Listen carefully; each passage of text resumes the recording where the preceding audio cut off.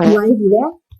হাজাৰ কাম কৰিলেও কেতিয়াও নকৰা আৰু যিমানে ভাল কৰক আপুনি যিমানে সিহঁতক মৰম কৰক কেতিয়াও আপুনি সিহঁতক অন্তৰত সোমাব নোৱাৰে কিছুমান শাহু শহুৰৰ হয় নে নহয় কবচোন দেই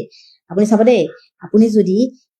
বেছিকে কথা কবলৈ যায় তেতিয়া ক'ব এইজনী মুখখন চোকা আৰু যদি কমকে কথা কবলৈ যায় তেতিয়া ক'ব এইজনী মুখখন বেঙা এইজনী কথাই নকয় একেবাৰে বেছি দেখুৱাই নিমাত এইজনী একোৱেই নাজানে তেনেকে ক'ব দেই আৰু যদি কিবা কাৰণত যদি লোকৰ ঘৰলৈ গ'ল তেতিয়া ক'ব এইজনী লোকৰ ঘৰে ঘৰে চাহ তামোল পাণৰ জুতি লৈ ফুৰা বোৱাৰী ঘৰত কাম বন নাই যে সেইকাৰণে লোকৰ ঘৰে ঘৰে ঘূৰি ফুৰিব হয় নে নহয় তেনেকুৱা মানুহ আছে নাই ক'ব দেই আৰু কিন্তু এটা কথা দেই নিজৰ জীয়েকজনী যদি অলপমান কাম কৰিলে তেতিয়া কি ক'ব জানে বা মোৰ ছোৱালীজনী ইমান কাম কৰে মোৰ ছোৱালীজনীৰ নিচিনা তহঁতে হ'ব পাৰিবি মোৰ ছোৱালীজনীক চাগেলচোন অমুকে মোৰ ছোৱালীজনী চাগেচোন তমুকহে তেনেকে কয় চাব দেই সদায় নিজৰ জীয়েকজনী বৰ ভাল লোকৰজনী সদায়